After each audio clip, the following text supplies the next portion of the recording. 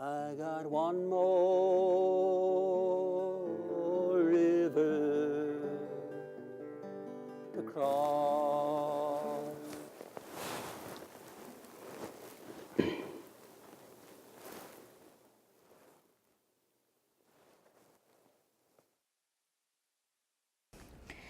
It was in my childhood that I first began keeping a diary.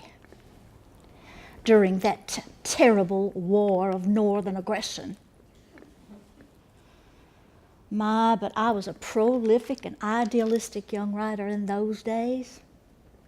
I had a lot to write about. We were 3 women living alone in that cabin ever since Daddy died. Mommy, my little sister, Alabama, whom I named Sis Tom, and we'd heard about the war, but it didn't become real to us till the Yankees began occupying Franklin. Why, you could see them out my upstairs window, and I would sit and stare at them for hours as they walked about the streets below. I'd make up stories about them until that one day when reality became more exciting and more terrifying than any story I could ever invent.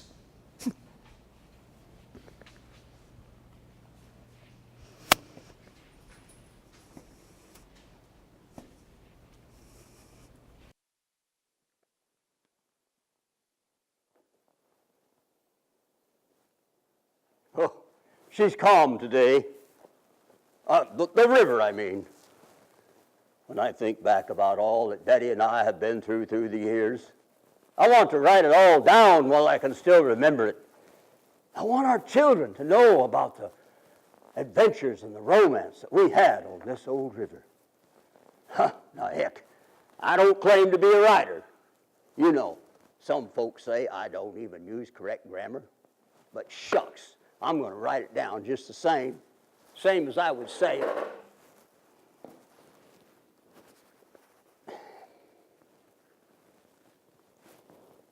It was the spring of 1855. My papa and I had just begun our first fishing business together. Oh, the Cumberland. Big sea, she was full of fish, and I had a knack of finding them. Seining and trout lines was the business way of catching fish back then.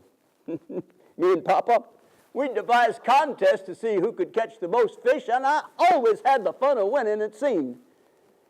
Anyway, rowing fishing boats by hand from youth on made me hardy, strong, ready for work. Now, rowing fishing boats is one thing. Piloting a steamship, now that's something altogether different.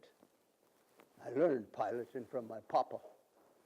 He knew things, like where the rocks slide, where the rough currents and eddies would run, where those sandbars would pop up, and where those confounded snags would be.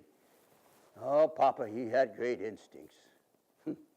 But by and by, Papa caught pneumonia and he died. And I had to very quickly inherit those instincts, for you see, I had to become the man of the house. My mama, my 3 sisters, and my little brother, they all depended upon me. But I never will forget the day I realized I had saved enough money to buy my very own steamship. $3,000 in cash. Ha! $3,000 in cash it was. Mama, she grabs up that money and she sews it in the lining of my coat. And I took off on a raft for New Orleans. Now, booking passage on a raft in those days was a risky ride. There were all manner of pickpockets and thieves and scoundrels just waiting for easy pickings. Mama said, son, whatever you do not take off that coat. Well, I didn't. And the closer we got to New Orleans, the hotter it got. And the hotter it got, the more I began to sweat. And then I noticed that the passengers were keeping more and more to themselves as my social acceptability was being diminished by an unsavory smell, which therein lied great comfort for me in knowing that no one was going to take my coat. or what was sewn in the lining.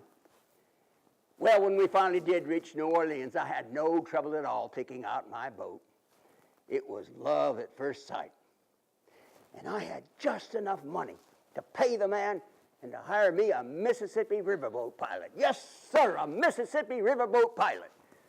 Now, you see, I knew the Cumberland about as well as any man could in those days. But navigating north on the Mississippi, the Ohio, and the Tennessee River, now that's something altogether different. Well, shortly after we took off, me and this pilot got in an argument on how to steer. And I let him go. And I finally did, after a few mishaps and misgivings, get back to Nashville safely, sort of. Anyway, with every turn of that wheel, my mind was turning. How do I make money? Well, I would carry cargo, of course, and I would carry passengers. I would give them a safe ride. I'd keep them happy and enjoyed. I would have a little music for them, and I would tell them stories about how once I was captured by the Yankees for supplying fish to my Confederate brethren, and while I was still in there captive, I carried spring waters to the soldiers in the evening, and I charged them for it.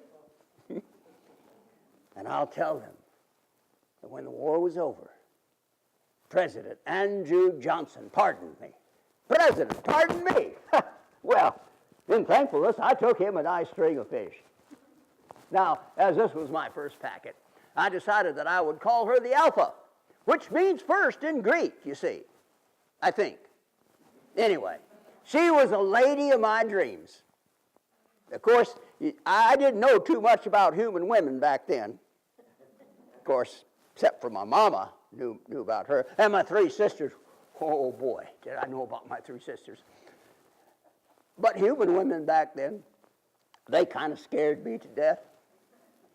You know, I reckon that this old river and women are two of God's most beautiful and yet most complicated of creatures.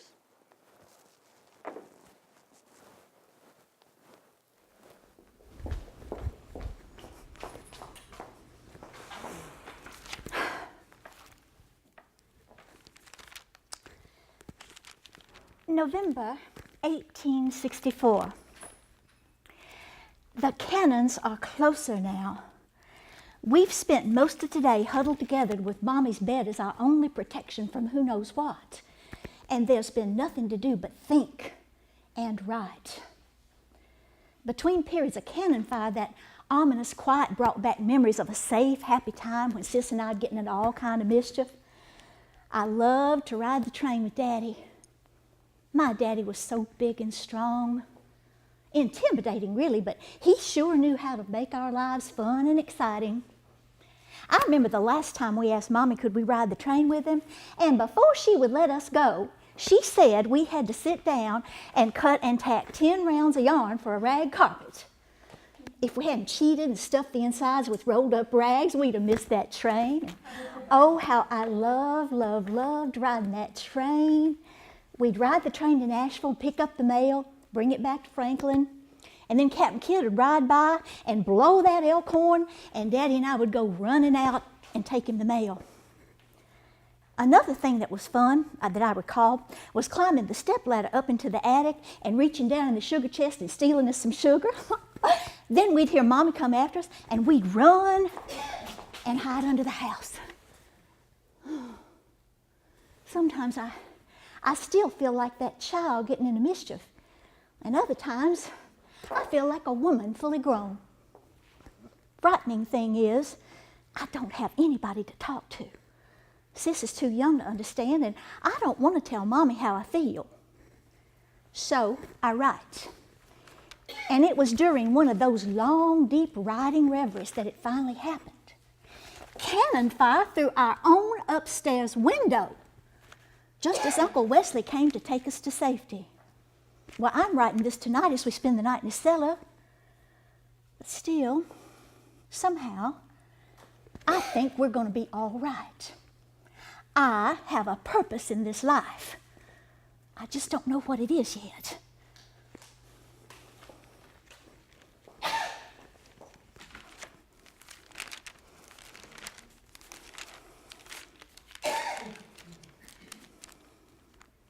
December 1864.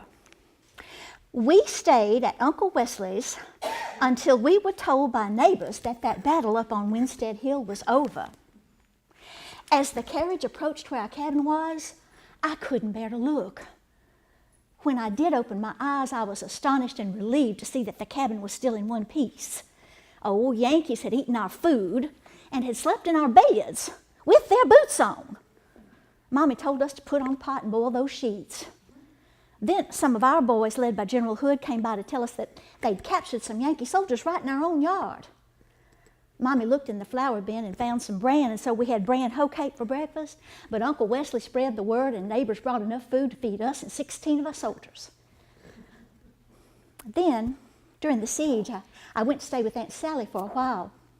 They had fast horses in case we needed to get away quickly. And several times while I was there, Yankee soldiers would come to Aunt Sally's and wring the necks of her chickens. And I remember hiding under the table and seeing a Yankee soldier come in that back door. Now, Aunt Sally was standing at the stove boiling pig feet.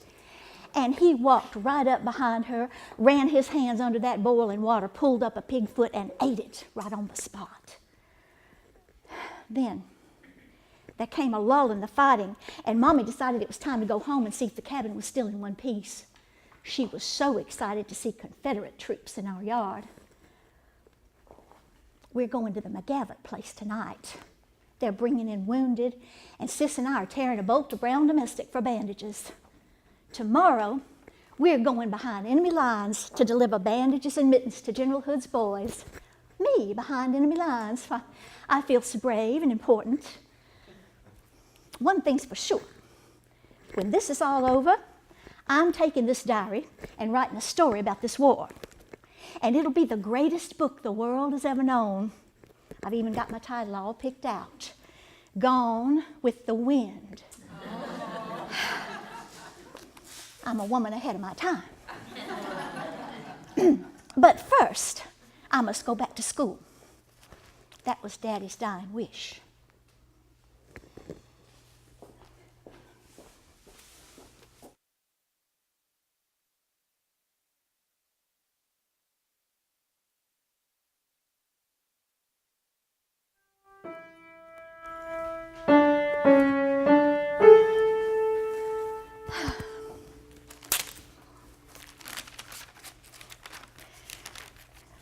September 1865. With the war finally over, I'm back at school. With my days at Franklin Episcopal behind me, I'm now enrolled in Franklin College. Everybody's nerves are slowly getting back to normal, and I'm finally sleeping peacefully through the night. For the longest time, I kept hearing cannon fire even though the war was over. While part of me would like to be at home with Mommy, I'm really glad Daddy insisted that I come back to school. I'm enjoying my studies here, taking Latin and penmanship and embroidery and deportment. Oh, and my roommate, Susan Ryman, is teaching me how to play piano. She's a taskmaster, gets me up every morning at 6 a.m., and we go down the stairs to that lobby, play that big upright piano, scales and pieces, for a whole hour before anybody else ever stirs. My favorite time of day is afternoon. That's when the young ladies get to walk in full view of the men's dorm. Now, there's this line we're not supposed to cross, but the other Tuesday there was a kitchen fire, and so they led us to the Hickory Grove for safety. Now, the Hickory Grove lies well within male territory, and we got to converse with the menfolk for a whole hour. What I don't understand is, with all this limited interaction with the male gender, how's anybody supposed to start a romance? Why, I'm almost 18 now, and at this rate, I'll be an old maid.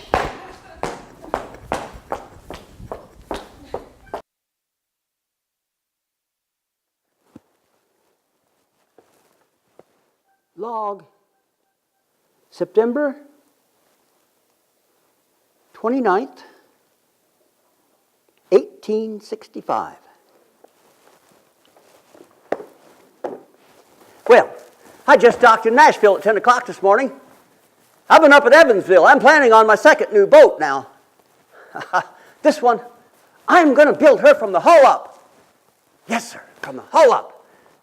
I'm going to make her just as fine as the Alpha. And now I know that using two boats would be a challenge, but gosh, it'll be wonderful. I'm going to name her the Eddyville in honor of some fine ladies up there in that city. Yes, sir. Well, I'd hoped to spend the whole of the afternoon visiting my mama. Oh, how I do like those restful visits with her when I get to be at home.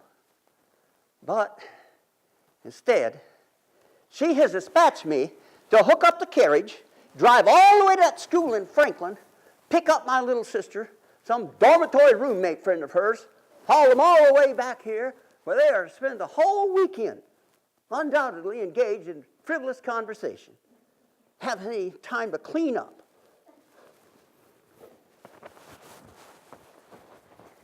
Well, let's see.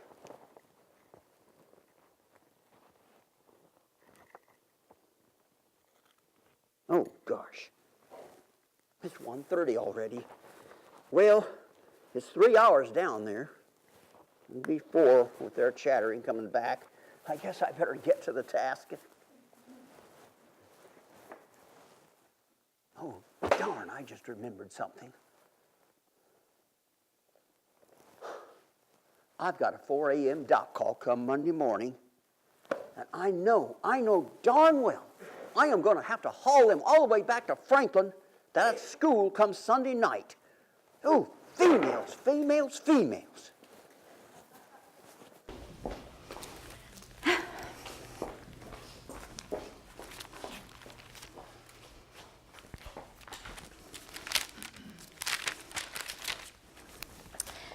October 2nd, 1865.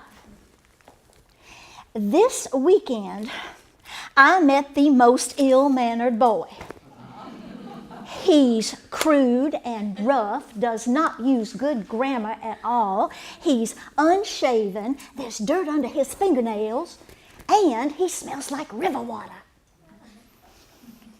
But he's the brother of my very best friend, and Susan says that she and her mother owe everything to him. And I think there must be a great deal of good in a brother who would sacrifice his own personal life to provide for his mother and sisters. Susan insisted that I sit next to him in the carriage on the way to the Ryman home, and I was so uncomfortable in his presence. Out of the corner of my eye, I could see that he stared at me the whole time. And when we got back to the dorm on Sunday night, Susan says he likes me. Oh.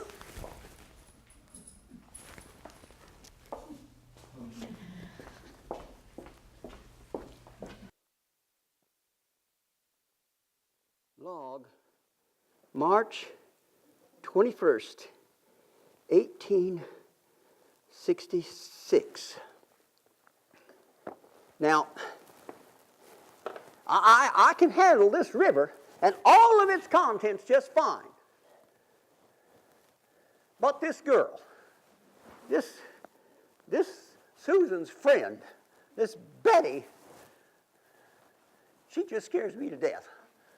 When I'm with her, I want to talk to her, but my tongue gets all tied up and I don't know what to say, and nothing comes out.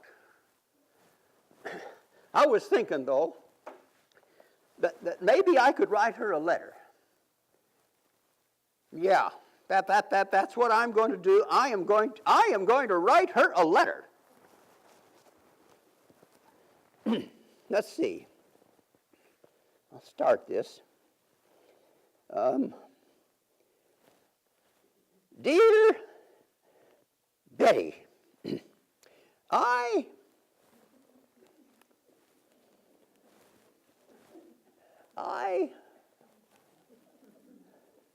that's no good. I can't say that.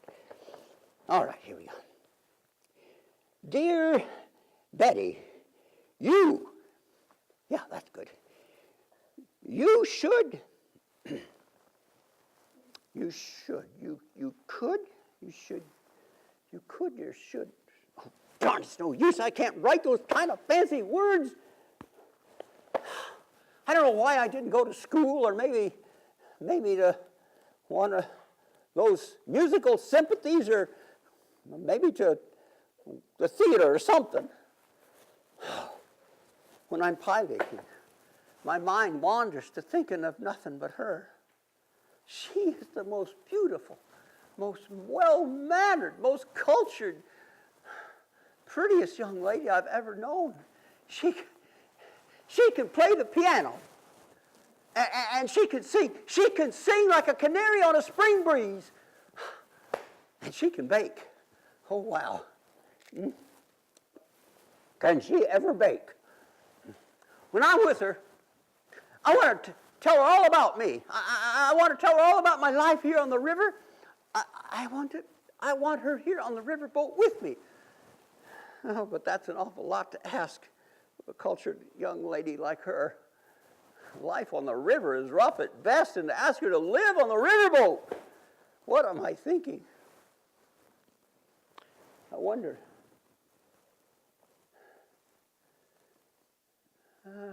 if it's too much to ask her to love me. First love is this whole river. What to do? Oh, river.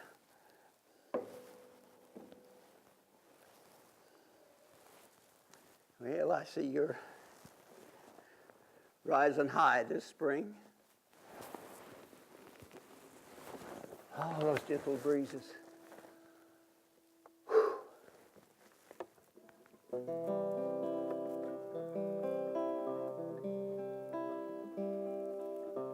Springtime. Springtime comes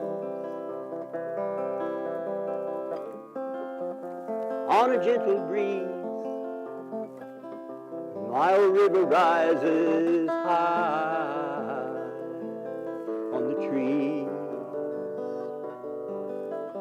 Springtime comes with flowers so bright, and our clouds shadow the light. Tell me, river, why is she so thrilling to me? Her beauty just won't let me be. If I could twine her heart with mine, there I would stay for all time. Why does he seem so magnificent to me?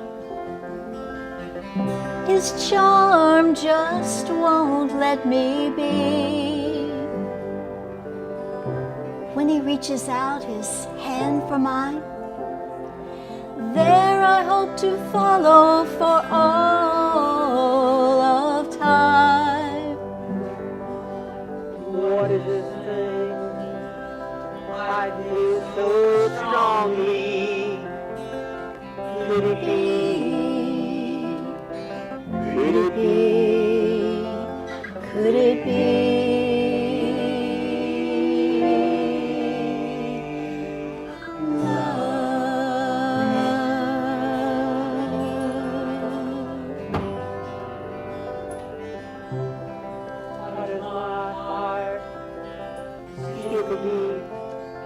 I'm not the right to leave her on her knees.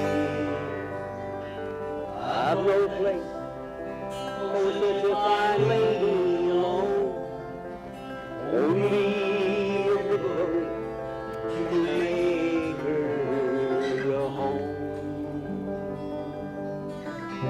Should I let myself just melt in his arms? Alas, I could do him so much harm. for I know not the ways of his untamed world.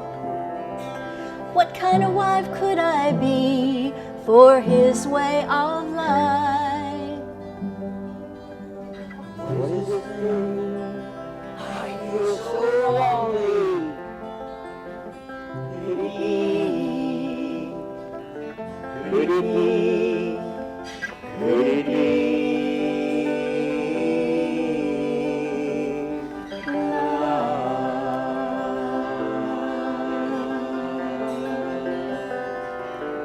What is this thing? I feel so strongly. Could it be? Could it be? Could it be love? Could it be love?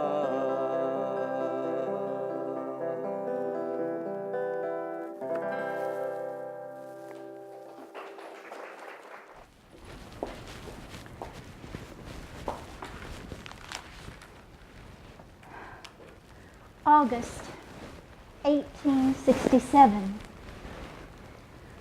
What a terrible summer.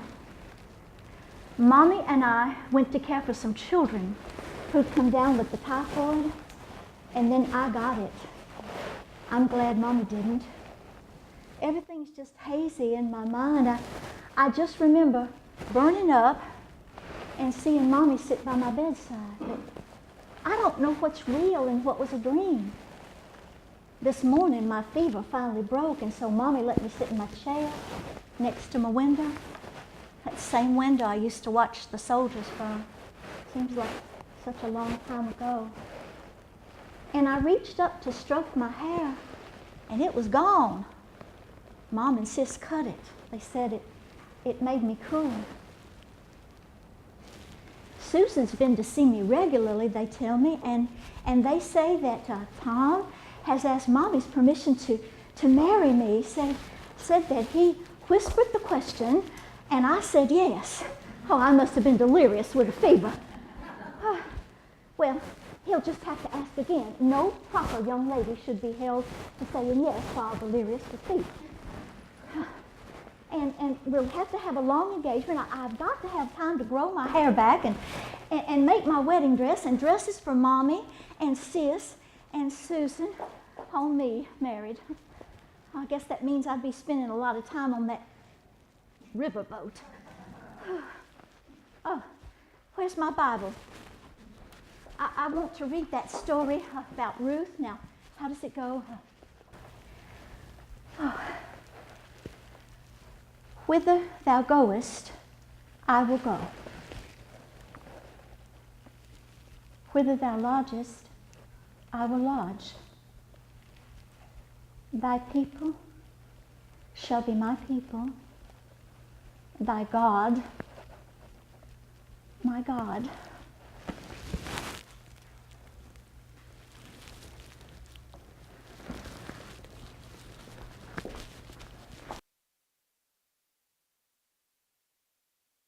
Let's see, I got 15 minutes. Got to get this thing down.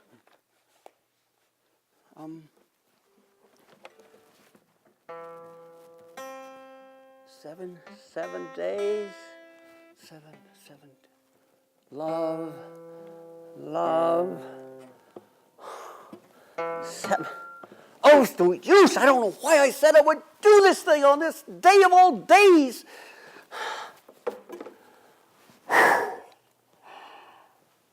Willow River. This is the day, February 3rd, 1869. Now, I'm not keeping any secrets from you. I'd never do that. As a boy, you lifted me up. You made me. You gave Papa and Mama and me and my 3 sisters and my little brother everything I ever had. So I'd never just abandon you. No, I couldn't do that. You know, the thing is, I'm going to need you now more than everything. I mean, more than anything. You see, Will, the thing is, I'm bringing Betty aboard with me. Now, I know that's not usual. I know that's not customary. But in time, you will grow fond of her. It's just the same as I did. And in time, she will grow fond of you too. And when our children come, they will be in love and awe of you, the same as I was as a boy. And long after I'm gone, they will see you glisten in the sunrise. They'll see you bounce those moonbeams all aglow off your mirrored surface. And they will marvel at the power in your surging spring water. But just for today, old Alpha, flow calmly under the Alpha. Calm your swift eddies and currents. Ripple softly your waves against our bow. Can you do that for me? Okay. Well, I guess I better go get ready. You know, as ready as a fella could be who finds himself in this particular situation as I am in right now.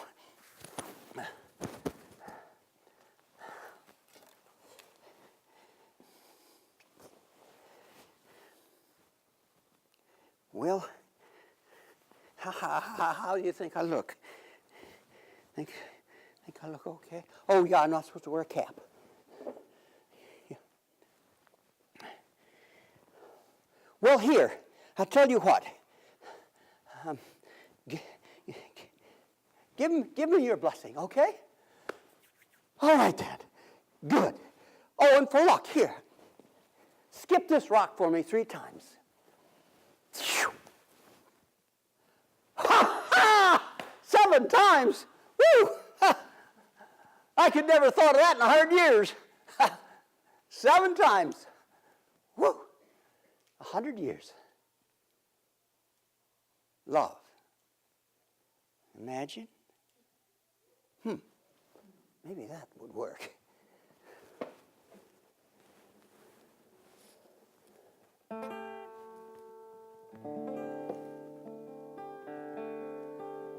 A 100 times I have imagined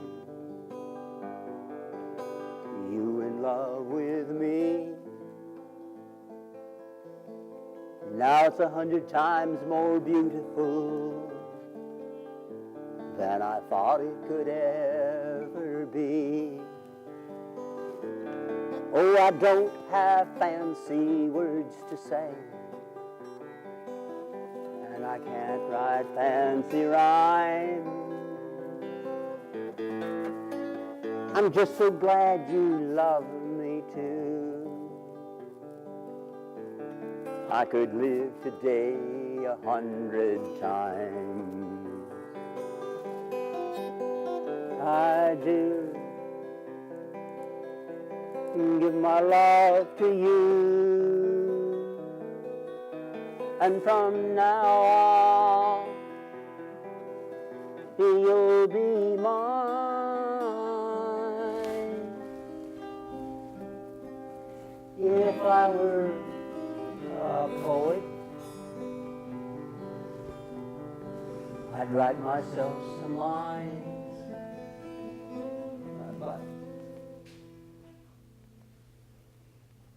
But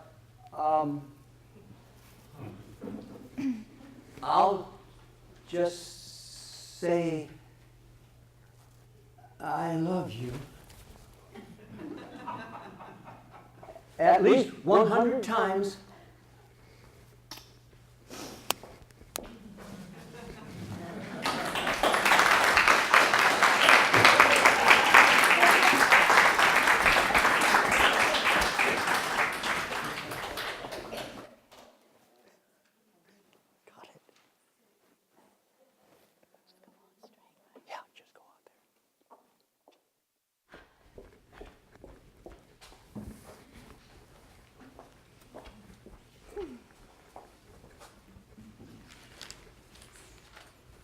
quick.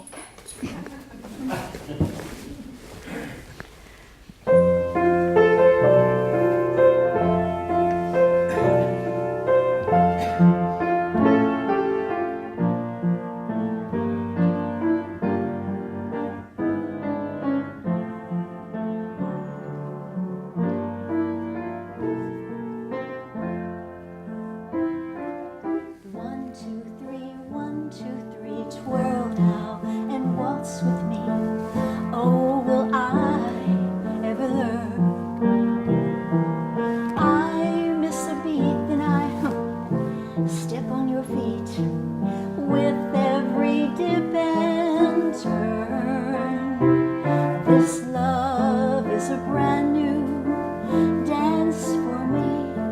I'm either too fast or too slow. So I'll follow the light in your eyes tonight. I'll never let you go.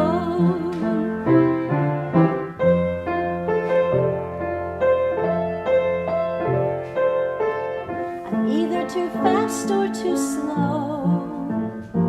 So I'll follow the light in your eyes tonight.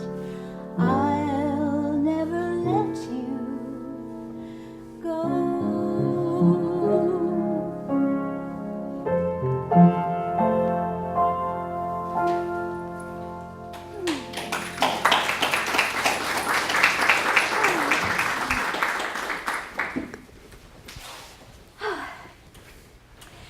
February 1869. My dear, dear diary. Sorry I haven't written lately, but everything's happened so quickly.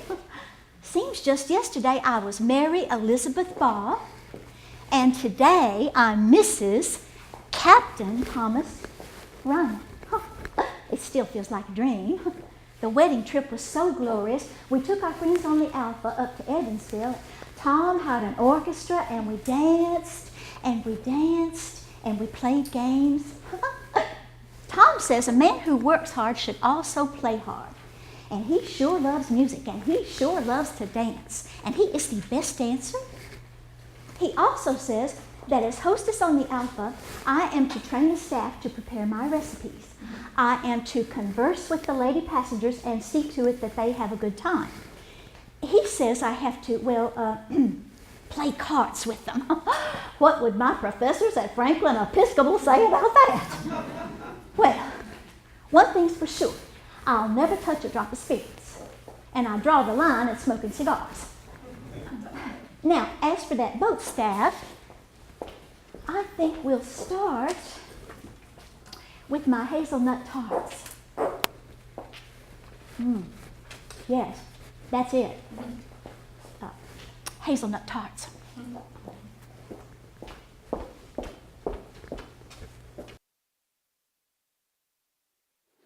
There it is. Oh, things are all out of place today.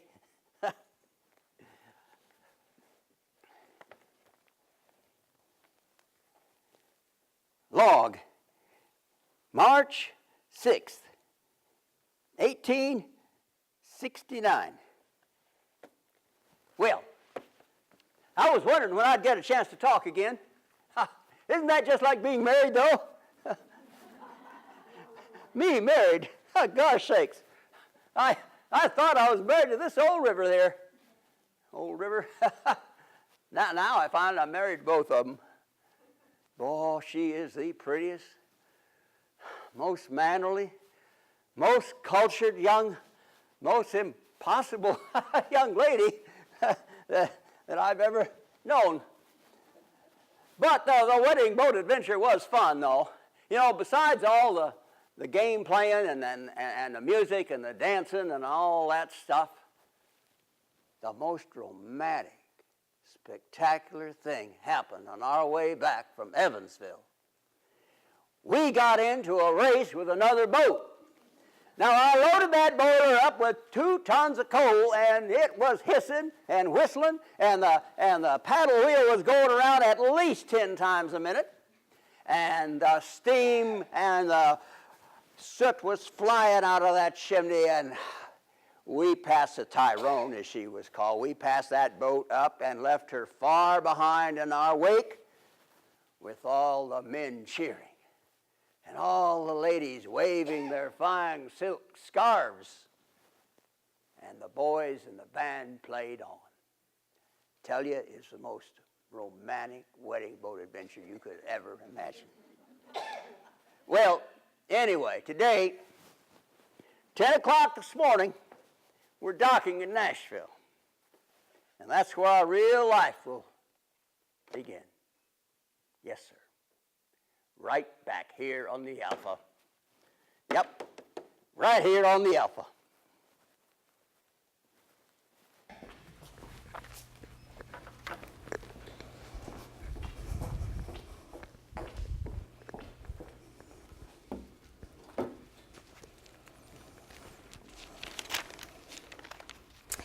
April 1869. In my role as hostess on the Alpha, I have found that the lady passengers are fond of my homemade pastries and my river stories. And God help me, but I'm quite fond of playing cards with them too. I just feel terribly wicked. And I guess I'm no Lemonade Lucy either. I've had to serve them spirits whenever they order them. You know, it's really challenging keeping a boatload of passengers happy, but I do love it, and I love my husband so much. Sometimes, though, when we come near the Harpeth River branch and I look toward Franklin and Mama, I guess I feel a little homesick, but I wouldn't want to tell Tom that. There's always some new adventure, some new experience just waiting around the next bend. My favorite time of day is when day is done. That's when Tom and I take a romantic moonlight stroll on the deck. Tonight when we go strolling, I'm going to tell him. There are going to be 3 of us.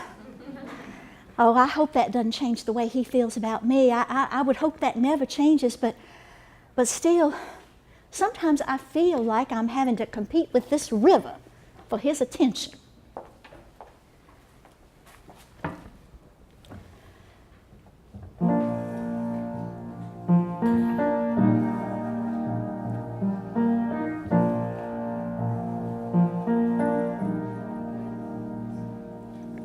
Love, like a river flows, I want to go wherever he goes.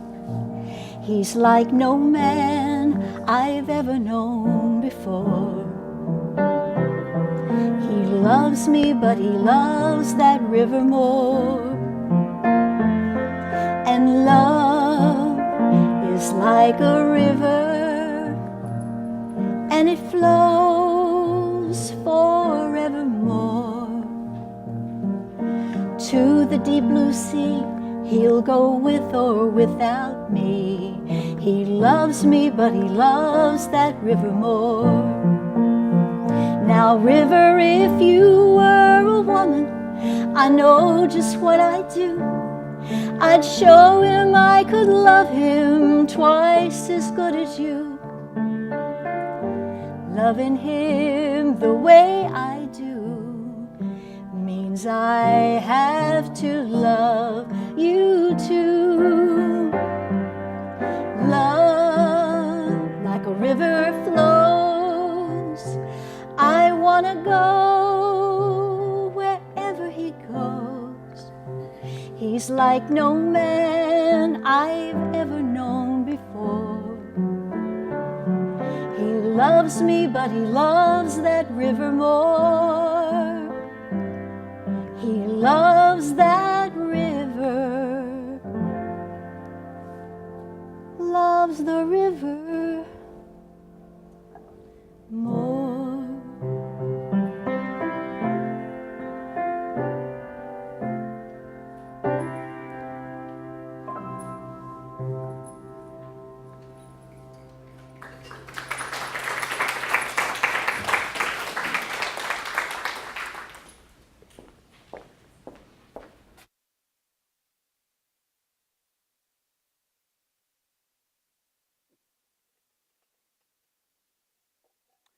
Well, seems the children know just what time coffee is being served.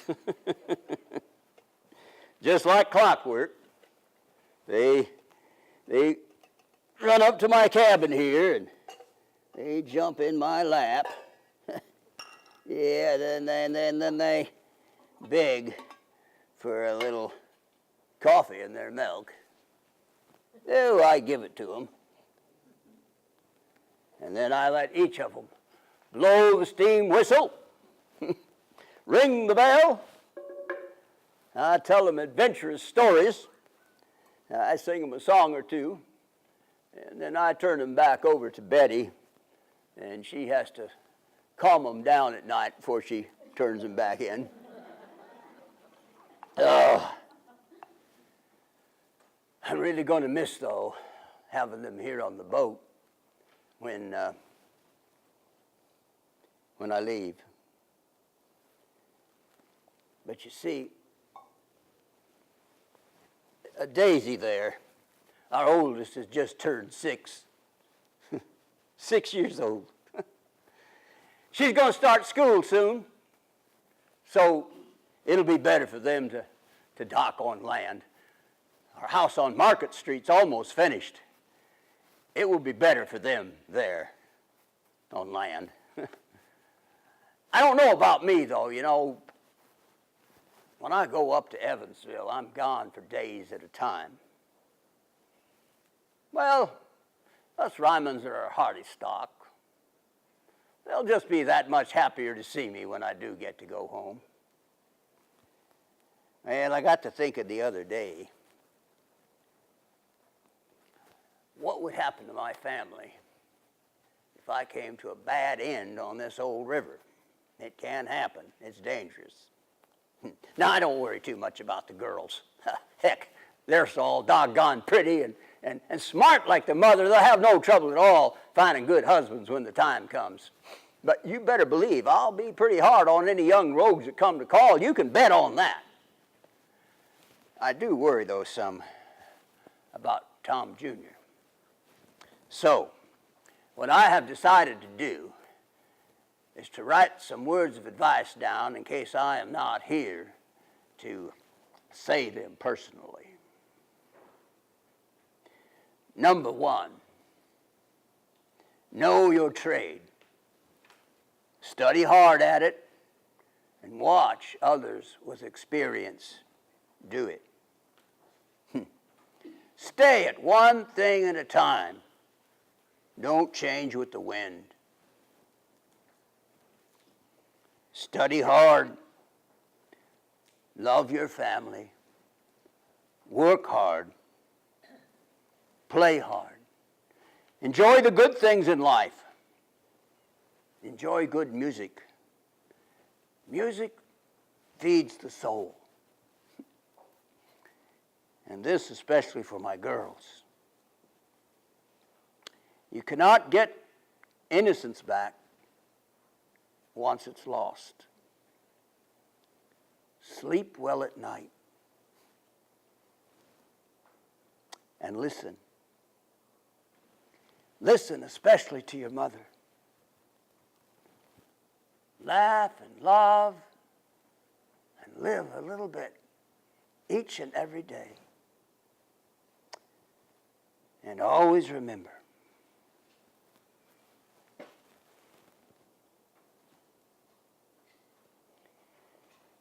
your daddy loves you very, very much.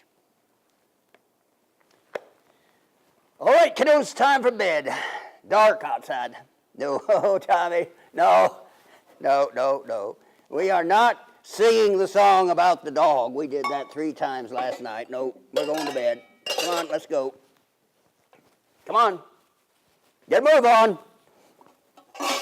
What? Daisy? One song and then we're going to bed. All right, what do you want?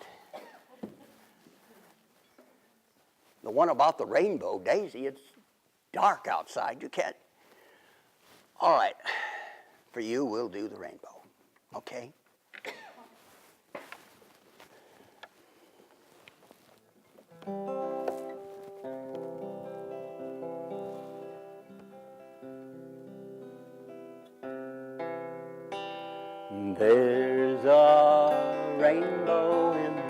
sun when the storm is done. No question, no doubt,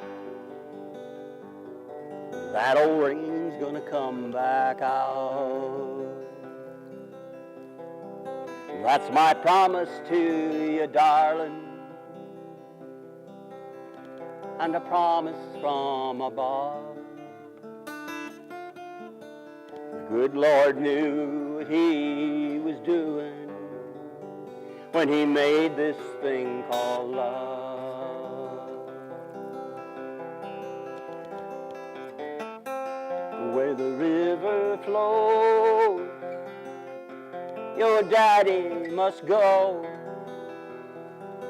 But like the rainbow shining through, I'll always come right back to you.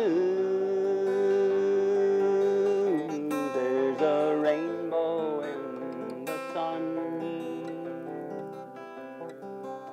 when the storm is done. No question, no doubt, that old sun's gonna come back out. That's my promise to you, darling, and a promise from above. Good Lord knew what He was doing when He made this thing called love. My mind is turning like a wheel, and I'm learning how it feels to be torn between the two. I'll always come right back to you. There's a rainbow in the sun when the storm is done. No question, no doubt, that old sun's gonna come back out. There's a rainbow in the sun. See the rainbow in the sun. In the sun. See that eye go down. Come on, let's go to bed. Yep, off to bed. Come on, all of you, come on. Tommy, you get back here. Come here, you little rascal. You know you're not supposed to be over here. No, get out from underneath there. No, you are not going to stay up and watch the moon set. You're going to bed.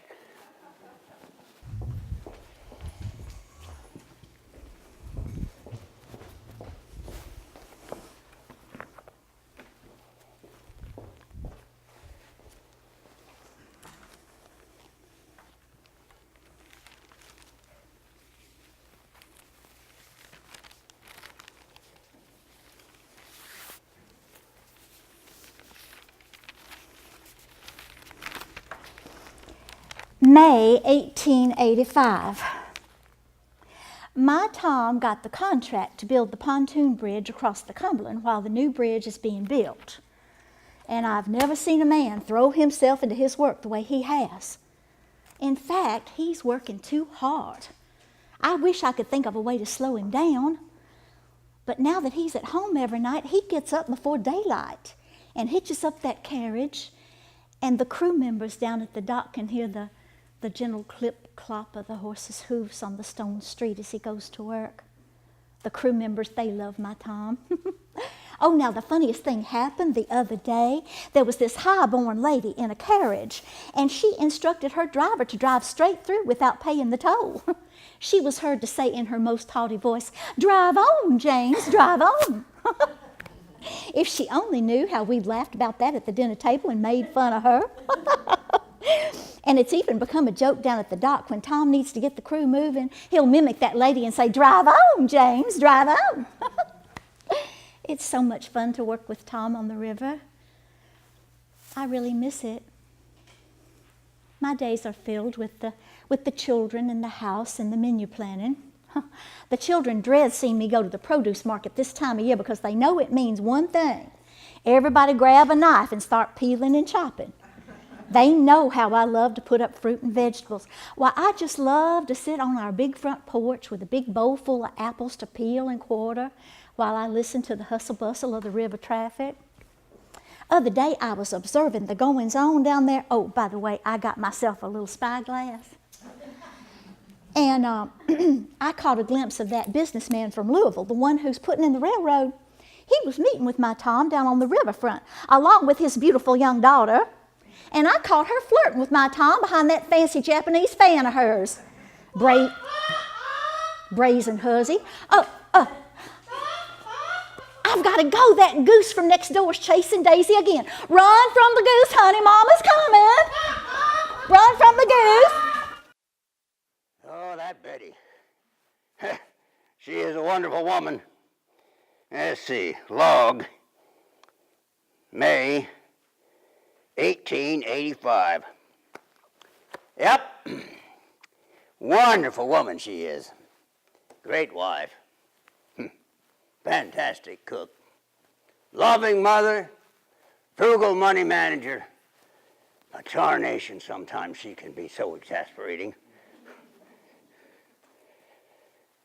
I get up early most days now. I'm home. I got a bridge contract, putting a bridge across the river there. I woke up early the other morning. I leaned over and I whispered in her ear. I said, Betty dear, children's asleep. I'm home. How about some tender, intimate moments together? Did you hear me, dear? Are you awake? Oh, all right. I'll just go do some early morning fishing. I like to fish early in the morning anyway. And then she will look up with one eye open and she will say, "Dress warmly, dear." Well, the other day I was down on the boat. And I was having some important meetings with businessmen down there. One in particular was from the L&N Railway. And he had a young, beautiful daughter. And when our meeting was over, that daughter insisted on a tour of the boat. Well, now, naturally, I was duty-bound in those circumstances to give the young lady a tour of the boat. Well, as she walked along, she became amused with the sway of the boat, and she started giggling, and she took hold of my arm. Well, of course, to keep from falling down, you didn't want to fall overboard, something like that. And we walked along. Well, now, Betty could have known nothing about anything like that. There's nothing wrong with it. You know, it took Betty several years to teach me to be cordial with the passengers and conversive. And now that I learned it, she can get mad at the drop of a hat. Yeah, it looks like, well, it seemed like anyway, she's got a looking glass into my soul. Anyway, when I got home that night, I knew something was wrong. She was banging around the kitchen. Supper time came. She slammed that plate down in front of me. By golly. Well, sometimes I am at fault. For instance, last winter, there was this family down the street. They were out of coal. It was January, it was cold. Well, I told Mose, my yard man, take them down a few gunny sacks full of coal, Mose. And he did. And then I noticed some other families with children. And they were skimping, or they were out all together. Well, I told Mose, well, Mose, take them a couple gunny sacks full too. I had no idea that by 5 o'clock that night, Mose had depleted our entire 5-ton supply of coal in our basement. Oh, when I got home that night, I knew I was in trouble. Betty was not speaking to me, and her stare was as cold as the north wind. Anyway, I'm going to make her real mad next week. I'm going to refuse to go to that tent meeting. She's got her whole heart and soul fixed on the whole family going to this tent revival. She says that she wants her children to hear and live the gospel. Well, for me, I don't need to get all dressed up in a hot old suit of clothes in May and then sit in a stuffy old tent for 2 or 3 hours to know that I have got a friend in Jesus. Why, me and Jesus, we've been friends all our lives. Yes, sir. He was a favorite. He grew up around the river just like I did. Yep, had the same environment. Know each other well. Yep. Well, I'm not going. I'm going to put my foot down. I am not going to that tent meeting. No civil people or preachers should have to preach in a hot old tent for 2 or 3 hours in the middle of the summer. And I'm going to tell my cohorts not to go either. By golly, I'm putting my foot down. I'm going to put a stop to all this nonsense. We are not going, and that's it. Well, if we do go, I think I will heckle the preacher. That's what I'll do. That will be fun. By golly, that's what I'll do. I'll go and I'll heckle that preacher. That Tom Ryman sure has a sweet tooth. The man loves ambrosia. I guess after all these years, I know him too well. Except for lately. There's something decidedly different about him. He's become more distinguished with maturity, and the young ladies certainly seem to notice.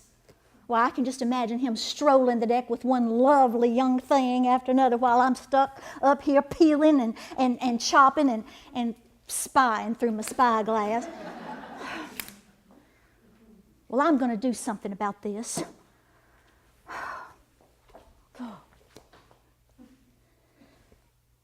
Mirror, mirror in my hand, who's the fairest in the land? Oh, there's nothing fair about it.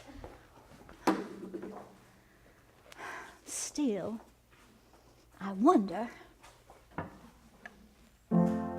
why do men get better looking when they turn a little gray? Then girls, they've got you where they want you, in the kitchen all day. He's my captain, I'm his first mate, if I'm gonna be his last. It's time to wake up and smell the hazelnut pie and do something fast. Could I be Red Hot Betty? I wonder if I'm ready to be beguiling and bewitching. Time to get me out of this kitchen. I'll trade in my rolling pin for a brand new chapeau. Lose this apron, this dreary matron's gotta go.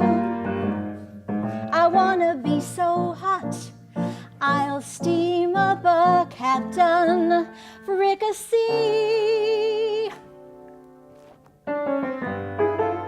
Red Hot Betty. Red Hot Betty, that's me.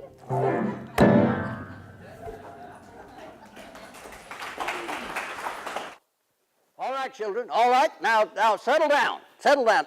Pearl, put the thermometer back on the wall. This glass, it should get broke. I don't care if you're 10 years old and you know how to read it, it still could get broke. Honey, now put it back on the wall. I know it's 98 degrees and you holding it is not going to make it any cooler. Tommy, for Pete's sakes, what are you doing in those shorts? No, we're not going to play baseball today. I don't care if they put the tent on your baseball field. Nobody is going there to play ball today. You're not taking the ball in the glove, so just put it down, go get long pants on, and you're going to wear a tie like your father, see? Because that's what 13-year-old boys do. That's just what they do. All right, now, Daisy, why don't you go upstairs and see what in the world is keeping your mother? We're 10 minutes late already. Now, children, now I want you to listen to me very carefully. I'm going to give you the seating instructions when we get there. We are going to sit in the second row. Yes, the second row. That's what your mother has told me. Now, Pearl, you are going to sit right here on my right-hand side, all right?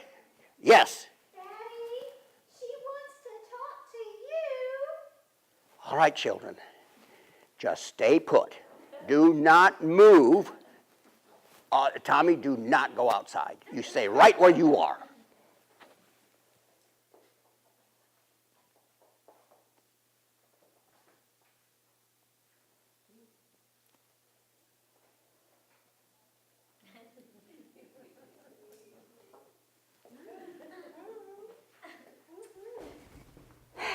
Well, Captain Thomas Green Ryman, looks like you will be escorting Mrs. Ryman and your 6 children to the tent meeting to hear the Reverend Sam Jones.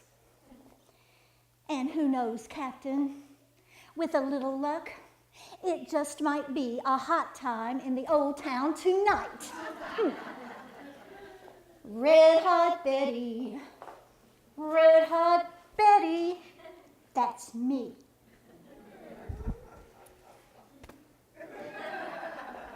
Red Hot Betty.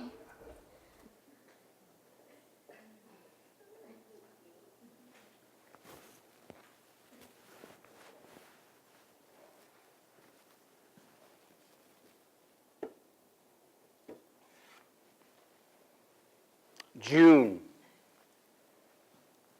1900. Whole new century. Well, leastways, when I say that I'm going to do something, I try my hardest to do it.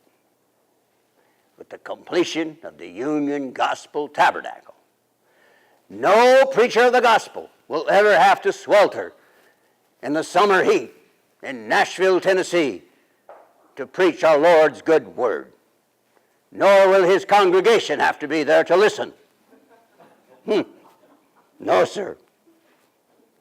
Now that the building is built and well into operation, it's time that I turn my attention back to my business. And that is the business of carrying cargo and passengers on my steamships. Or what's left of it. Seems like that pesky old railway is here to stay. L&N, they call it. Trying to run me out of business on the river it is, I can tell you that. Well, maybe so. Maybe they could use a good transport executive. Maybe so. You know what I think I'm going to do? I think I am going to mosey on down to that new Union Station they're building and see if I can be of some value to that iron horse that everybody is so excited about. Yep. Going west. Going west. That's what everyone's talking about.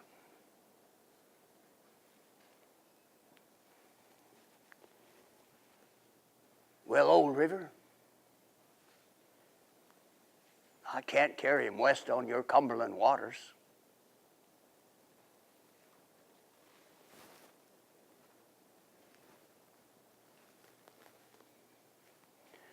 And I can't carry him west on my steamships. So, maybe it's time I diversify. That's it. That's it. Maybe it's time.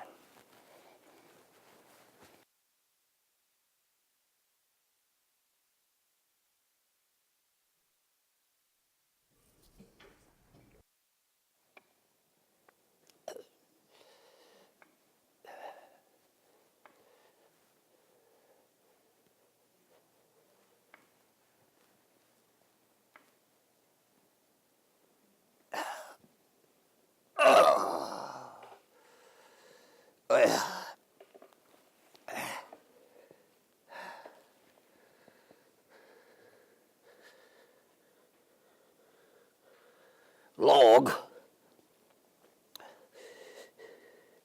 October 12th, 1904. Well, another year has gone by, another year older. I'm still here. Yeah. Oh, Doc, come on in. I've just been waiting for you. Oh, how do I feel? Well, I'm here. Yeah, tolerable, I guess. Yeah. Yeah. Well, what you been up to, huh? What? Now, Doc, you got that all wrong. Now, I will bet you a plug nickel to us. Doc, where are you going? Doc, now you stand still and listen to me. I will bet you a plug nickel to a silver dollar that you put Betty up to this nonsense of having me confined to this rocking chair. Now, I'll tell you one thing. It's going to take a whole lot more than a wagon load of bricks falling on me at the Union Station to slow me down. Now, I have got things to do. I have got important people to see. Yes. Yes, I do. What? What's this, my birthday present? Pain tonic. Oh, Doc. You know, Doc, one of my biggest pains right now is standing right there in front of me. Oh, of course, I can read the instructions of the same thing I've had for 4 years. You think I'm blind? No, Doc. No, I can hear you. What did you say? Huh? Well, say it again. Oh, where are you going, Doc? Well, good day to you too, sir. Oh. Pain tonic.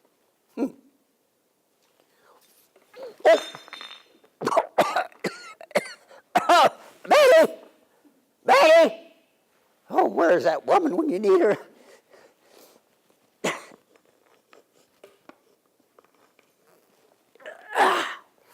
Oh. Well, I'll tell you one thing. If those bricks don't get me, Doc's medicine is going to. That is the most vile stuff I've ever put in my mouth. Well, let's see what kind of day it is here. Oh, my. Oh, those October skies are so blue. Oh, and those leaves are so gold. Oh, river down there. Yeah, old friend, you don't know how much I wished I could cross you just one more time. Yeah. Oh, well, here, I'll tell you what. I'll play you a little. Well, I'll play you a little tune. Maybe, maybe you'll listen to me. You know, I don't think too many other people do these days.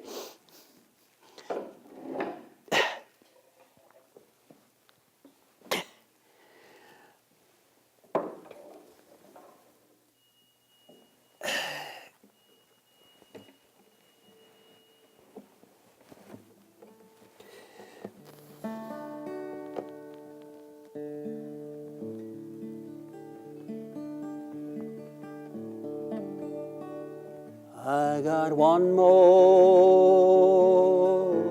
river to cross, one more landing that I have to make, one more mountain that I have to climb.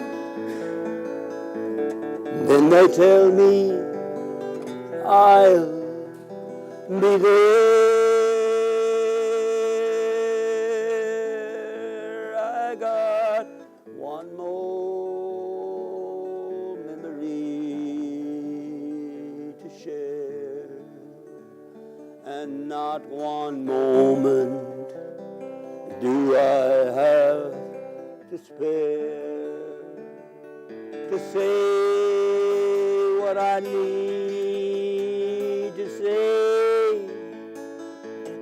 Won't you tell me you'll wait for me there, where you'll say, well done, my friend. No doors will be locked for me then. I'll sing with that heavenly band when I've reached that promised land. I got one more river to cross, one more landing that I have to make, one more mountain that I have to climb. Then they tell me I'll be there. I got one more river to cross, one more river that I have to cross.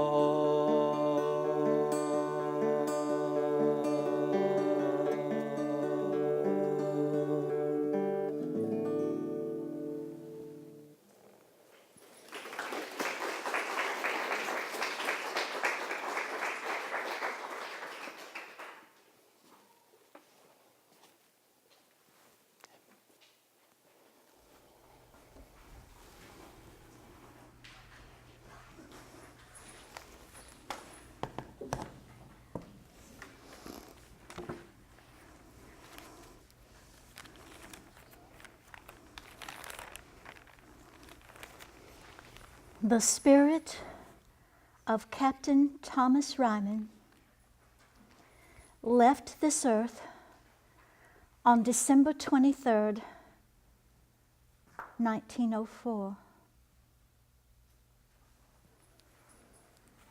He had only taken to his bed a couple of days before he passed.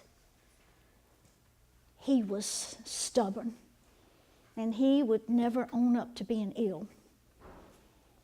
I never thought about him getting sick, and I never for 1 minute ever believed he would ever leave me.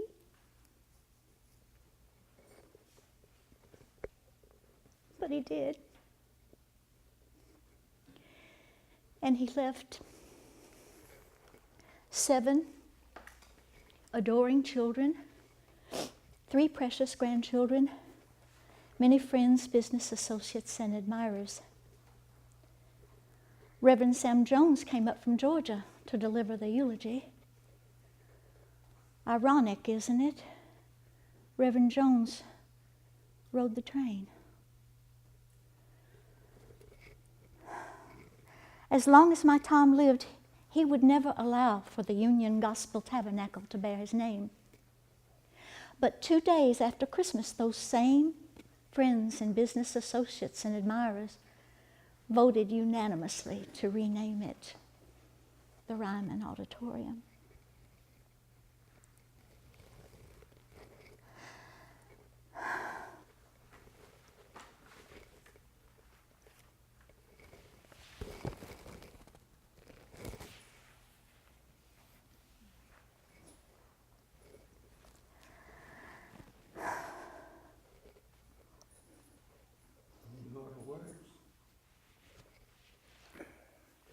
Charles Dickens. May the blessings of God wait upon thee. May sun and glory shine round thy head. And may the gates of plenty, honor and happiness always be open to thee, as long as they will not keep thee from eternal life.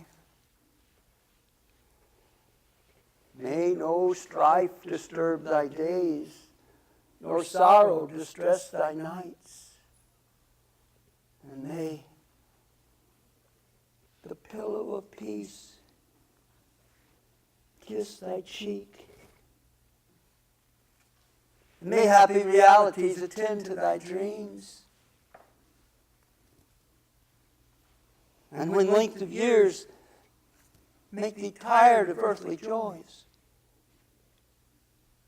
and the curtains of death close gently round thy bedchamber, take care that no rude blast extinguish the expiring lamp of life.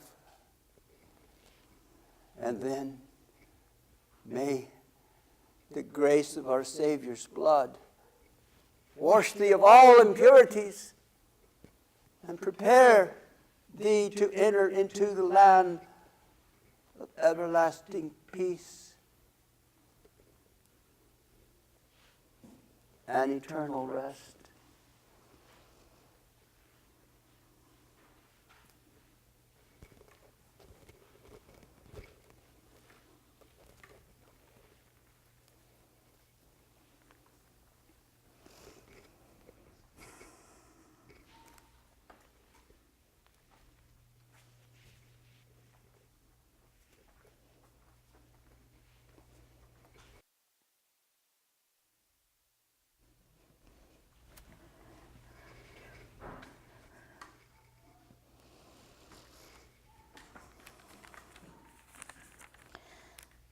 September 1925. I wonder if Tom can hear all the beautiful music that's been played here, or if he knows about all the many people who've worshiped here. I wonder if he knows that when the Confederate troops and their families had their reunion here, that the proceeds went to build that whole new gallery of seats. I wonder if my Tom could hear the great Caruso when he sang here, or if he knows that our own son Paul became a famous tenor and entertained thousands of people. I wonder if Tom could know that something would happen right here in Nashville, Tennessee that would change music forever. But most of all, I wonder if Tom Ryman knows that the building that he gave 10 years of his life to is now known the world over as the Ryman Auditorium.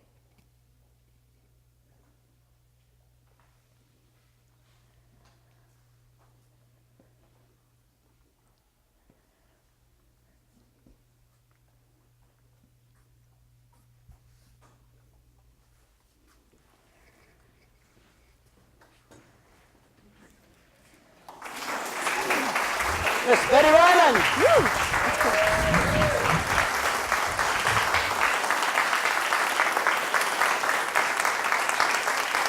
Thank you for coming today. Thank you very much. Debbie Watts, Miss Betty Ryman, has a book that you can order. It's got all this information and a whole lot more in it. And she'll be glad. About the recipes. Yes, the recipes. She's got. Oh boy, could she bake! All the recipes. But it's got everything like that in there, and a lot more information on the Rymans too. So you can order that book. Right now, if there's any questions, she will be glad to answer them.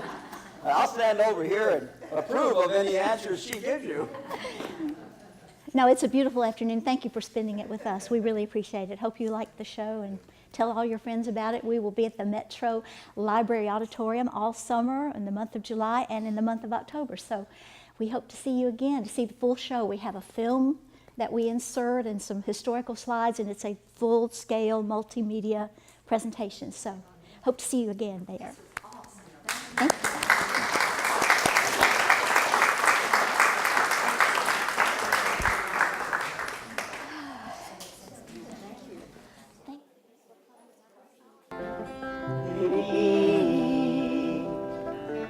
Could it be? Could it be?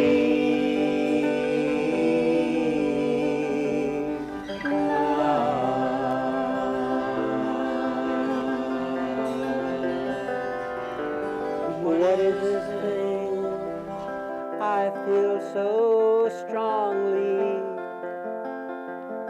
Could it be?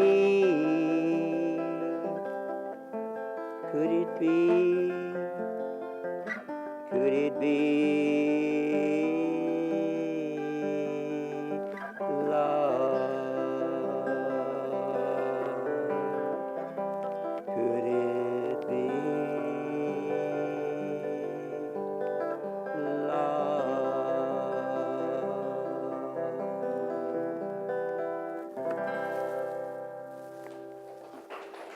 Let's wait. And then second man back right. Stroke. Big Daddy Long stroking. Hello folks, it's rodeo time in Franklin, Tennessee. The Franklin Noon Rotary Club is proud to present the 66th Annual Franklin Rodeo.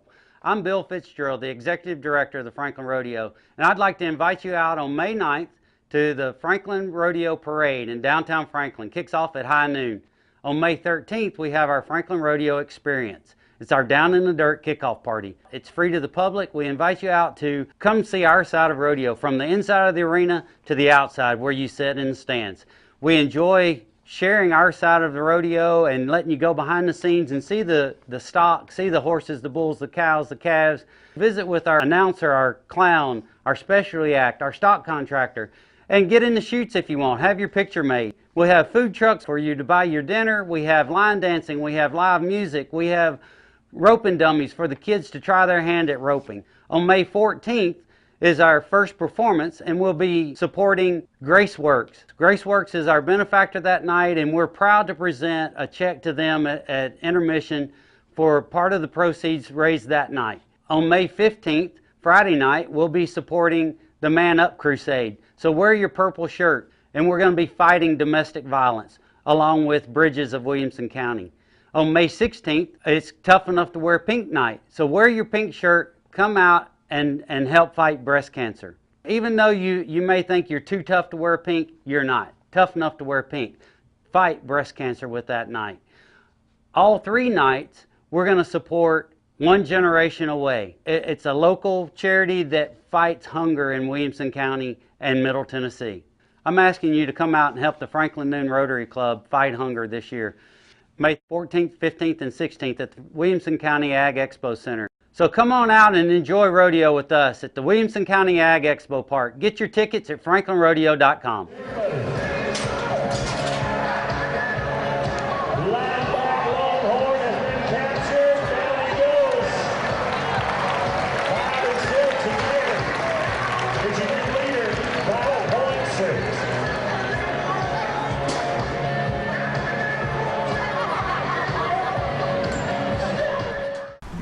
The only open spot is this handicapped space. I guess I'll just park here. I'll only be here for 15 minutes.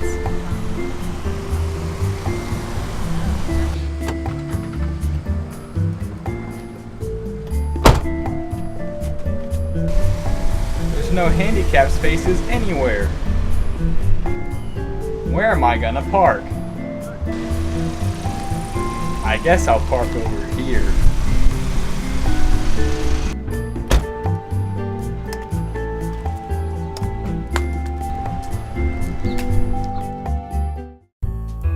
Did you know that in Tennessee, illegally parking in handicap spaces can result in fines up to $200? Please be courteous and leave the handicap spaces for the ones who need it.